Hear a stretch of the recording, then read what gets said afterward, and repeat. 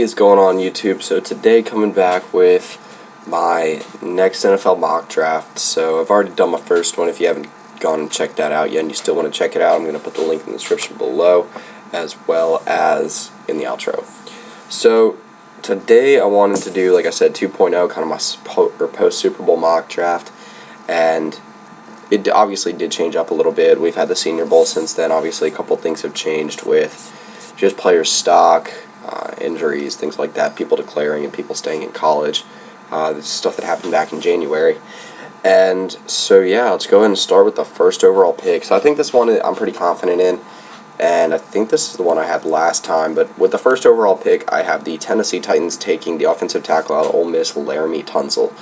So, again, I think that the Titans need to build for the future.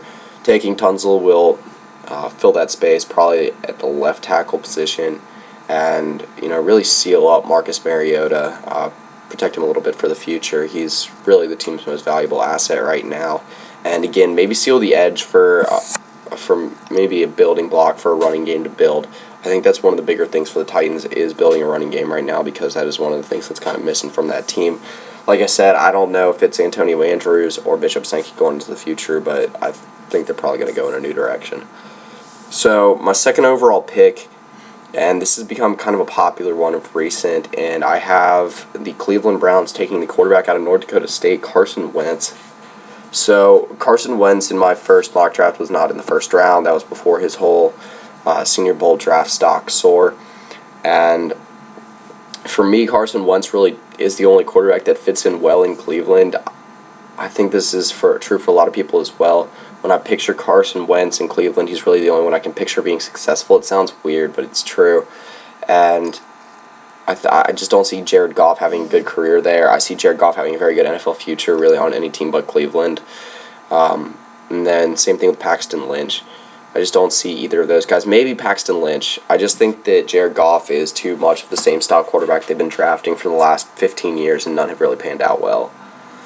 So, move on to my third pick, and I have the San Diego Chargers selecting the offensive tackle out of Notre Dame. That's Ronnie Stanley. So, there's been quite a few changes in who mock drafters think the San Diego Chargers are going to take. I've seen a pretty popular one being Jalen Ramsey, but I've also seen even Joey Bosa going up there as well. But I think that sealing, again, Phillip Rivers for however many years longer he goes is very important. I think that the defense is actually building right now. I think a healthy year from Eric Weddle will help. I think that growth from Manti Te'o will help as well. And I could see either one making sense. But for me, I picked I wouldn't say the best player, but really the best option for the team. And for me, it goes like this. Melvin Gordon's coming back. He was your running back investment for the future. You still have Danny Woodhead. You've got solid running backs to build around, and starting with building a solid offensive line will help an offense that was up and down last year. But again, protecting Phillip Rivers in the future is also very important. So move on to my fourth pick, and I have the Dallas Cowboys selecting the defensive end out of Ohio State, Joey Bosa. So Joey Bosa to me is the best player in the draft. I could see him being a star in the NFL, obviously, when you're talking about the number one player in the draft or a person of Joey Bosa's caliber. There's a lot of people contrasting what they say. But, again, I think that Joey Bosa will be a star in the NFL, and I think that the Cowboys' pass rush needs a boost, and this guy is definitely the guy to do it. In my first mock draft, I had the Cowboys taking Robert Nkemdiche, and I could still maybe see that happening as a whole. Okay, I'll move on to that later. But I think Nkemdiche is really a hit or miss, boom or bust draft stock in this class. So anyway, for me, Joey Bosa is a guy that will have an extremely successful NFL future. I think really wherever he goes. Like I said, the Cowboys defense was really piss poor this year, and they need to boost that defensive line to be able to start getting pressure on, like I said in my last video, some of the weaker quarterbacks in the NFL, in the division they play in the NFC East. You're talking about Eli Manning, Kirk Cousins, and who the hell knows with the Philadelphia Eagles. So, move on to my fifth pick, and I have the Jacksonville Jaguars taking the cornerback out of Florida State, Jalen Ramsey. So, I think that it's hard for the Jaguars to miss here. they have 3 solid options to take at corner: Mackenzie Alexander, Jalen Ramsey, and Vernon Hargreaves. Jalen Ramsey's draft stock is kind of soared up to being the best cornerback. The thing that I like with Jalen Ramsey is his versatility between cornerback and safety, something the Jaguars could definitely use.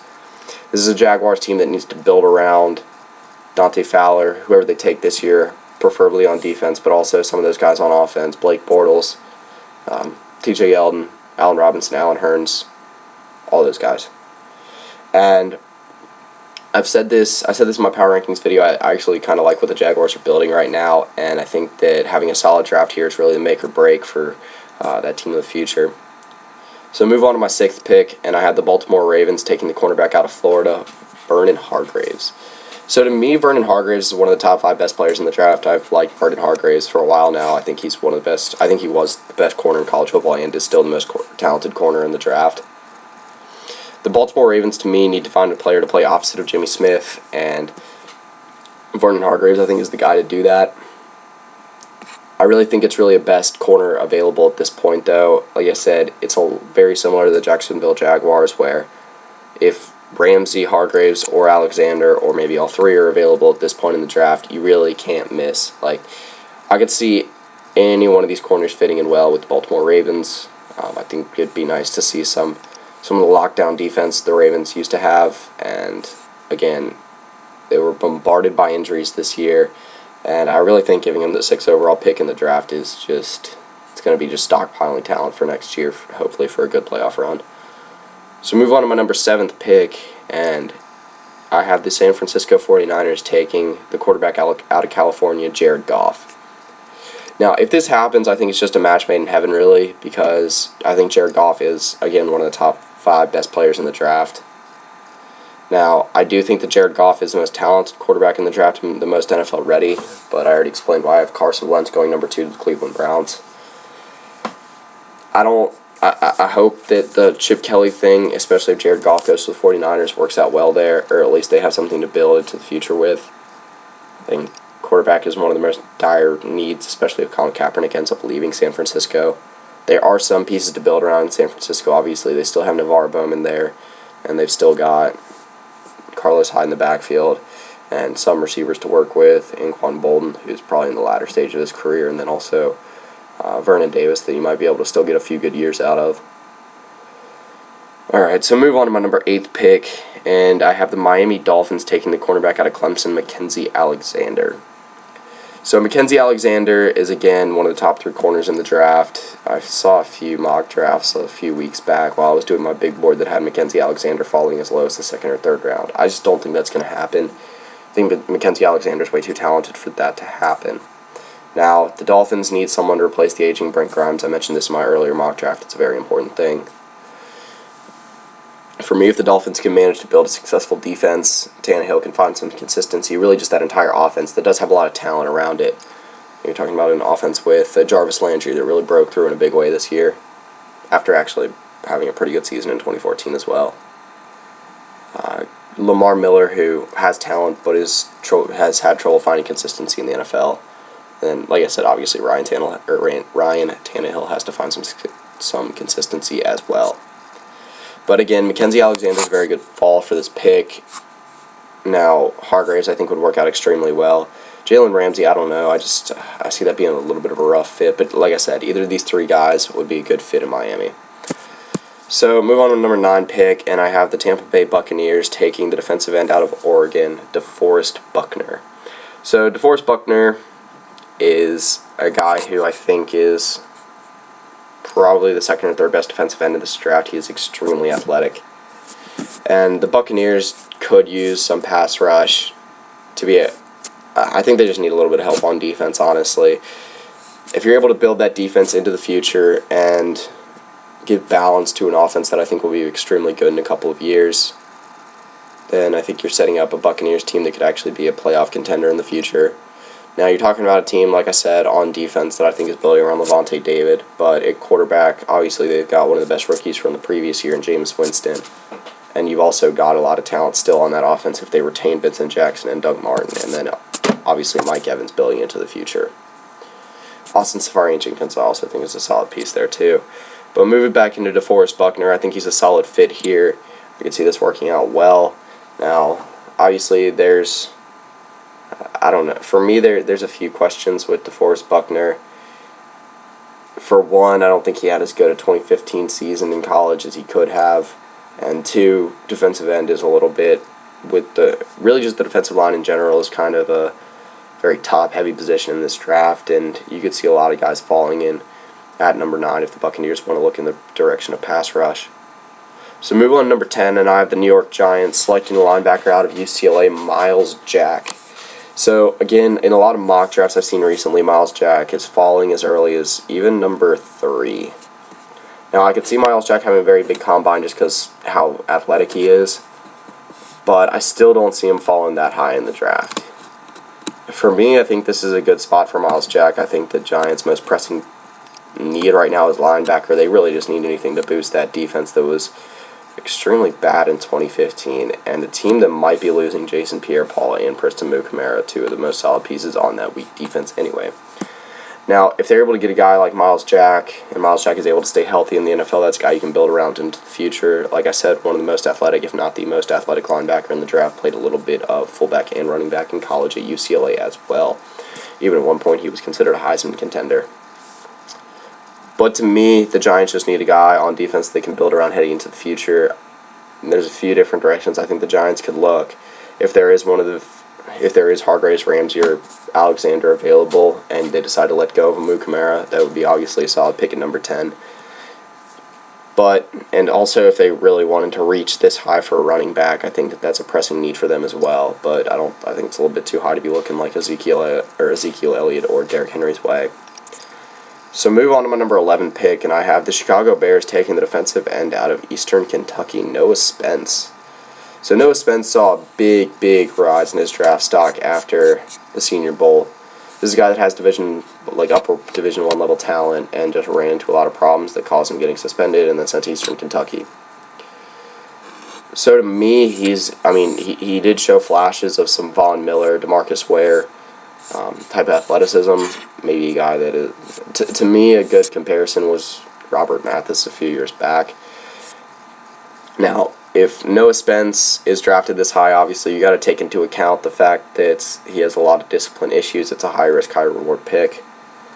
Like I said, he's seen a big rise in his draft stock, and I can see it cooling off, but his talent is, for me, top 10 level talent in this draft. Again, high-risk, high-reward pick for Chicago Bears defense that needs something to build around into the future.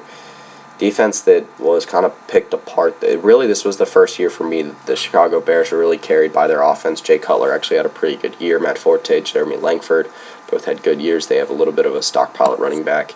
Alshon Jeffrey is also a very solid piece of wide receiver as well, and you also have Kevin White coming back next year. So, move on to my number 12 pick, and I have the New Orleans Saints taking the linebacker out of Notre Dame, and that is Jalen Smith. So, I think the Saints' dream pick is this. If Jalen Smith is able to follow them at number 12, this is something that they can build their defense around heading into the future. I think they've got a solid piece at D-end with Cam Jordan. This would add another solid piece at the next level. Brandon Browner didn't end up working out well, and I think that the Saints, if they don't take Jalen Smith, will probably go with a corner, maybe look Eli Apple's direction. But I think that if Jalen Smith is there, they got to take him. Again, this is a guy that you could set up well into the future, build around on defense. Really, it's hard for the defense to get much worse than they were in 2015. I believe they were the 28th or 29th best defense in the NFL. Maybe 30th. I can't. Yards per game they were giving up was a little bit ridiculous. It has been for a while. And for me, as long as they've still got an offense led by Drew Brees, Mark Ingram, if they do retain Marcus Colston, then they've got talent there as well, that they will be fine on offense. Defense needs to build up in an NFC South division that is already good and is still improving in my mind. So move on to my number 13 pick, and I have the Philadelphia Eagles taking the defensive end out of Michigan State, and that's Shalik Calhoun. So for me, this is a little bit of a reach, but I can see Calhoun going higher than he's projected to go. For me, he's a very solid defensive end, a guy that had a pretty big year at Michigan State, but was expected to be a little bit bigger. If you look back in some mock drafts in maybe early 2015, late 2014, like some way too early mock drafts for this year, Shalik Calhoun was going in the top 5. And again, it's not like he had a terrible year this year, but just the clog of the amount of talent on defensive line at the top has probably dropped his draft stock a little bit. But the Eagles, to me, are a team that needs to build around defense right now. They have a lot of needs, like a lot. And you could really look in any one direction for the Eagles. But for me, being able to build around a defensive lineman, I think will be solid for 10, 12, 15 years in the NFL. 15 might be pushing it, but it's something that would be a very good start for a team that really has a lot of uncertainty right now. So move on to my number 14 pick, and I have the Oakland Raiders taking the cornerback out of Ohio State, Eli Apple. So the Oakland Raiders have a lot of exciting pieces that will be around for a little while on that team, I think. There's a lot of reasons to be excited about what's going on in Oakland. For one, obviously Derek Carr, Latavius Murray is a very solid running back, and Amari Cooper is obviously one of the best young wide receivers in the NFL. If the Raiders are able to build around Khalil Mack on defense, find another solid piece this year, I think they're still kind of paying for the DJ Hayden pick a couple years back, then I think that team will be ready and primed for a playoff push this upcoming year and years into the future. Again, Eli Apple, it's more of just a best cornerback available at this spot. I think when you're talking about best player available, he would probably go maybe in the 20s, but again, when the need's there, you need to fill it. So move on to my number 15 pick, and I have the Los Angeles Rams taking the quarterback out of Memphis, and that is Paxton Lynch. So the Rams obviously are in pretty dire need of a quarterback unless they want to stay with Case Keenum. I don't think they do, though. Case Keenum right now, actually, to be fair, he had a pretty solid season, but you're still talking about a guy that I can't remember if it was his 7th round or undrafted pick, but either way, a guy that really was never plotted to have much of an NFL potential filled future. And Paxton Lynch is a good fit here for me. He's a guy that has a lot of talent, a lot of athleticism, and a pretty high ceiling. I think it could be an exciting pick for a franchise that probably needs a little bit of a spark plug to be able to sell tickets and get excitement going in Los Angeles. So move on to my number 16 pick, and I have the Detroit Lions taking the wide receiver out of Ole Miss, and that's Laquan Treadwell. So originally, I would have had the Lions taking someone in the A'Shawn Robinson, Sheldon Rankins type group, but for me, after losing Calvin Johnson, they need to fill that hole. So obviously it's a big-time hole, and Laquan Treadwell is still, to me, even though he might be considered a little bit slow, but I mean, people have known his speed for a while. It's not like he got slower. For me, he's still the most athletic, best wide receiver in this draft, got the best ball skills, and obviously the Lions have a giant gaping hole wide receiver now that they need to fill. And if they're able to at least kind of maintain some consistency, a wide receiver, they can maybe maintain that hot streak they built up in late 2015, that you might be able to still maintain something in Detroit heading into the future. So move on to number 17 pick, and I have the Atlanta Falcons taking the defensive tackle out of Louisville, and that's Sheldon Rankins. So Sheldon Rankins, again, thanks to a little bit more scouting and a little bit more looks in the Senior Bowl, saw kind of a Noah Spence type uprise, and has been drawing a lot of Aaron Donald comparisons. I think the Falcons need a little bit of help on the defensive line. Vic Beasley's been gaining a lot of hype and could be a solid piece to build around on that defense. This is an offense that I think will be good to go for a couple of years with the emergence of Devonta Freeman, and obviously you got Matt Ryan as your franchise quarterback, and then Julio Jones is probably your just overall best player. So move on to my number 18 pick, and I have the Indianapolis Colts selecting the defensive end out of Clemson, that is Shaq Lawson. For me, I think the Colts just need to select a pass rusher, and as long as you don't completely whiff, then I think that it's considered a successful first-round pick for the Colts. For me, their two most dire needs are probably the offensive line and then just pass rush. The corners are actually fine for now. I think they could use a little bit of help back there, but it's not a very dire need with Vontae Davis, one of the best corners in the NFL, in my opinion, still being back there. And then they might be able to retain Greg Toller, who knows. But this is a pass rush that has dried up extremely. They're planning to keep Robert Mathis into the future, but he's a guy that's definitely getting older. Bjorn Werner wasn't the linebacker they were expecting him to be. And to me, Shaq Lawson's a guy that showed in the national championship he can play through injuries, an extremely good pass rusher, got a nose for the football, and can get after the quarterback. So move on to my number 19 pick, and I've got the Buffalo Bills selecting the linebacker out of Alabama, and that's Reggie Ragland. So for me, the Bills actually do have built up a lot of talent on that defense. They will probably be losing Mario Williams, though. And, I mean, I'm not really sure what direction they're going to be headed in on offense. I'm assuming they're building around Tyrod Taylor.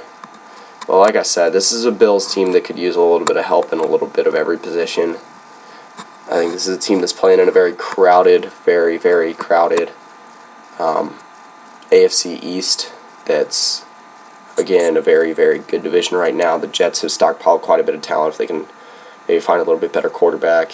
Ryan Fitzpatrick had a good year, but that was mainly thanks to the offensive line. And the Dolphins, I think, will be improved next year as well. Reggie Ragland just makes sense to me at the Buffalo Bills. He's not the most athletic guy in the world, but to me, he's still a top 20 pick. So move on to my number 20 pick, and I've got the New York Jets selecting the wide receiver out of Ohio State, and that's Michael Thomas. So there's a few directions I think the Jets could look here that would all make sense. Maybe they might be losing a little bit on the offensive line, and defensive tackle has also been a question mark as well, since they might be losing Muhammad Wilkerson. But to me, if you're able to stockpile talent at wide receiver, whether you're going to keep Ryan Fitzpatrick for the future or not, I think you need to maintain a little bit of talent there, a little bit of a future. Eric Decker had a very solid year. The Jets' wide receiving core was actually very good this year, kind of a surprise to me. But like I said, adding a guy like Michael Thomas just adds another weapon, probably the best, who would be the best possession receiver on that team. Maybe the best possession wide receiver in this draft, a guy that you can run maybe some 10-yard curls, some out routes, and always look to just make the consistent catch. Again, not the most athletic guy in the draft, but to me the second best wide receiver available. So move on to my number 21 pick, and I have the Washington Redskins taking the tackle out of Michigan State, and that is Jack Conklin. So if the Washington Redskins are going to commit to Kirk Cousins for the future, obviously they need to build around him. Now, this is a team that has what I think solid pieces in place on offense to be able to be good for a little while. Pierre Garçon, Deshaun Jackson still have a few years left with the Redskins probably. I think Alfred Morris has still got quite a bit left in the tank, or if you want to move forward with Alfred Morris and Matt Jones, I think that's a pretty solid 1-2 punch at running back. But like I said, I think you need to protect Kirk Cousins a little bit better. This is a division that I think will be dramatically improved with their pass rush next year. If Ndamukong Suh gets a little bit better in Miami. The Buffalo Bills, even with the loss of Mario Williams, I think will be able to still maintain a pretty solid pass rush. And obviously the Jets as well. Or not the Jets, what am I saying? Jesus Christ. I'm thinking of a completely different division. I think the Giants will be able to maintain a solid pass rush if they're able to maintain Jason Pierre-Paul. Also, if they take Miles Jack, this is a guy that can get after the quarterback as well. I think the Cowboys are probably going to end up taking a pass rusher and be able to get back to their normal stuff. And then, I mean, Eagles are kind of blind right now, but I think if the Eagles are able to take a guy like Shalik Calhoun, maybe a guy like Noah Spence slips to number 13 again, all these three teams would have a solid pass rusher to build around. And to me, the Redskins are treading on thin. Well, obviously it was a rough division last year, and they were able to find a way to get it, but they were also a team that got shellacked by the Green Bay Packers in the first round. So move on to my number 22 pick, and I've got the Houston Texans selecting the quarterback out of Penn State, and that is Christian Hackenberg.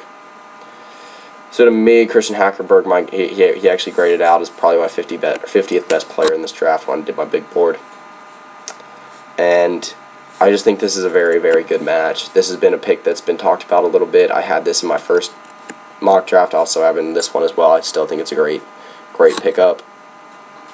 He's going back to the coach that really originally recruited him at Penn State, and I think the coach that he can be most successful with in the NFL. This is still a quarterback we're talking about that had 5-star talent, that is still a very talented quarterback. And a quarterback that I still think fits well in the NFL, can have a good NFL career, again, fitting with the right coach. The Houston Texans as well also need a quarterback. They need a direction to go, and on offense, you're talking about a team that, if they're able to maintain Arian Foster, if he's able to stay healthy, this is a team with a top 10 running back in the league. This is a team with a top 3 wide receiver, in my opinion, with DeAndre Hopkins, and also a team with a very, very good defense. So, move on to my number 23 pick, and I've got the Minnesota Vikings selecting the wide receiver out of Notre Dame, and that is Will Fuller. So I think, obviously, you're building around Teddy Bridgewater, Adrian Peterson, not really showing any signs of aging yet. Had a great year this year. You're losing Mike Wallace at wide receiver. Cordarrelle Patterson has kind of not been the receiver you expected him to be. While Stephon Diggs had a big year, you still need to build something at wide receiver. And I think Will Fuller's the guy that would really be able to utilize Teddy Bridgewater's arm talent. This is the guy that can replace Mike Wallace as a deep threat and a guy that just adds a little bit of balance to this offense. I think that they could look on defense, but as a whole, I think that the defense is going to be just fine for right now. Offense, I think, is where you need to focus. This is a Minnesota Vikings team that I think is just on the cusp of contending, and obviously was a field goal away from being able to make the divisional round against the Cardinals. Excuse me. Yeah, against the Cardinals. But the Seahawks ended up pulling through in the end. Anyway, I think that... Wait, was it against the Cardinals? Yeah, I think it was. Now, excuse me, anyway. I think that Will Fuller's a good fit here. Again, to me, he's a guy that can stretch the field. He's probably the third best wide receiver in this draft. And I think he's a guy that probably will not be available after the 25th pick. And again, as I just explained, you need to build around Teddy Bridgewater.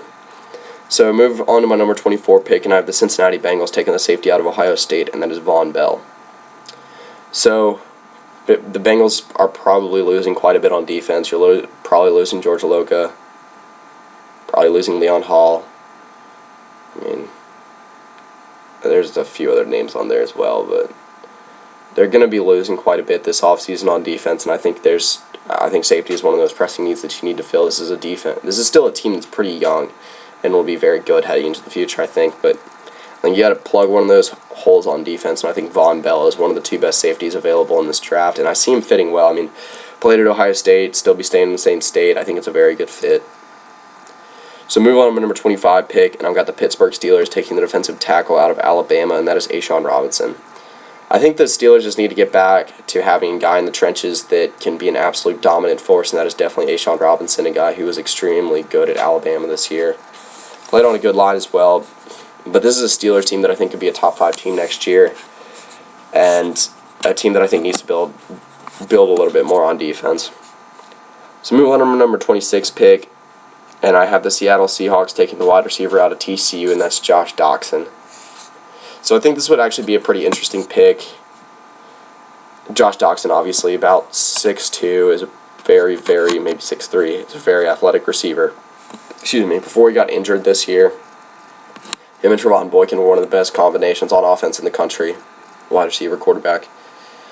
And I think that Josh Doctson, he might not be the best or the highest graded wide receiver available at this point. I know another look would be Corey Coleman.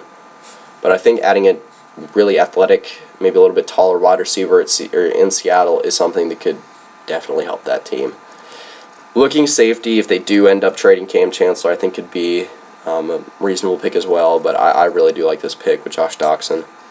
So moving on to my number 27 pick, and I've got the Green Bay Packers selecting the tight end out of Arkansas, and that's Hunter Henry. So this might be a little bit of a reach for Hunter Henry, but I think the Green Bay Packers are a team that could definitely use a tight end.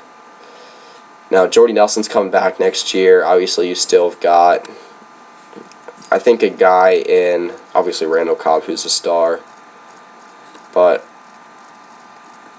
I think this is a team that needs to have a tight end. Now, obviously, like I said, I think Hunter Henry grades out as more of a second-round pick, but this guy's the clear-cut best tight end in the draft. This guy gives Aaron Rodgers a big athletic tight end to look at. And to me, a guy that will be able to, I think, have a long, successful career in the NFL. Like I said, clear-cut best tight end in this draft.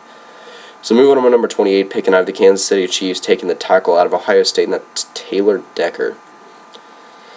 So regardless if the Chiefs decide to get rid, or I don't want to say get rid of Jamal Charles, but be able to move into the future with Jamal Charles aside, I guess pretty much get rid of Jamal Charles. He's a guy that's getting older, has had a little bit of injury troubles, and I believe they have to re-sign him this offseason, or at least figure out what to do with him. Now, this is a team that if they decide to move in a different direction, maybe with a little combination of like Nile Davis, Charkandrick West, two guys that have actually proved themselves as pretty good backs.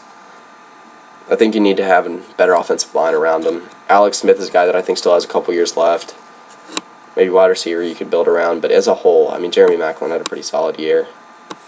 As a whole, I think you need offensive line as the most pressing position to fail. This is a defense that was still extremely hot down the stretch. This was maybe the hottest team down the stretch last year, a team that was able to get out of the first round for the first time in a long time.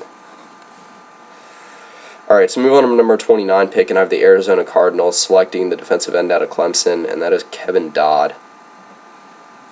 So, Kevin Dodd, again, to me, grades out as more of a second-round pick, but I think that the Cardinals definitely need a defensive end at this point in the draft.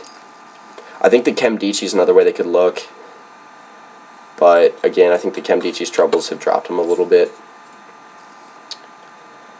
For me, the Cardinals are getting a little bit older on defense. Calais Campbell turns 30, and, I mean, you're talking about a couple guys on offense. Larry Fitzgerald turns 33. Carson Palmer's not getting any younger. I think this is a team that needs to get younger at some of their more important positions, and for me that starts adding a guy opposite Calais Campbell that would really, I think, complete that defense. A defense that has obviously still got a lot of solid pieces. One of the best safeties in the NFL, and Tyrann Mathieu. Patrick Peterson, obviously one of the better corners in the NFL.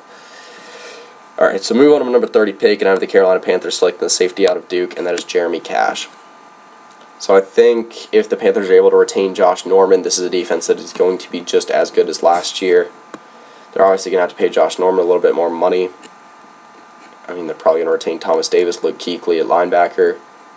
And I think if you're able to add a safety like Jeremy Cash, you're going to be solid on all three levels. I see Jeremy Cash fitting in very well here, as I've said before.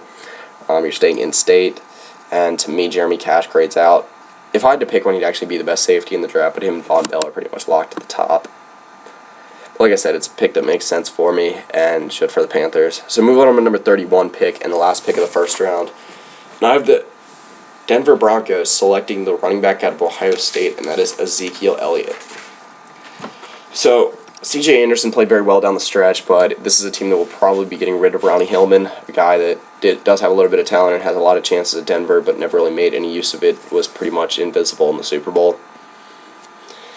And I think a team that's going to retain Brock Osweiler is a team that needs to have a running back a little bit more consistent than C.J. Anderson to build around. This is not going to be a pass-first team, I don't think, anymore, since you're getting rid of Peyton Manning. Might be, but I think this can be a little bit more of a balanced offense. This is a defense that might lose a little bit. Malik Jackson has really been the only person talked about that will probably be gone, though. We're talking about a team that, again, is solid at all three levels. I mean, you got safety, help with Chris Harris. I think he's one of the better safeties in the NFL, one of the more overlooked guys. Not safety and cornerback, he plays a little bit of both. Obviously, Von Miller, one of the best pass rushers in the NFL, just won the Super Bowl MVP. And, again, I think that Ezekiel Elliott, the best running back in the draft, makes a lot of sense here. He's also a guy that can go out and catch passes. Like I said, a team that's going to be a balanced offense, and I think a pick where Ezekiel Elliott fits in very well. Now, obviously, this is binding that Ezekiel Elliott's still available at this point in the draft, because at this point in the draft is a little bit late. Ezekiel Elliott is actually one of the top 20 best players in this draft, but again, running backs normally fall a little bit later now. So that pretty much concludes my 2.0 NFL mock draft post Super Bowl. I'll probably end up doing one more before the NFL draft comes around, most likely after the combine. That's probably when it makes sense to do it. But yeah, that's pretty much it. So the final video in the big board series. I've done all the rankings. If you want to see the rest of the list of the rankings, check the playlist in the description below. So just a couple things I wanted to mention before I start this. There's a couple guys that weren't in my original rankings that would probably be in my top 100 that I wasn't sure. I thought they were going to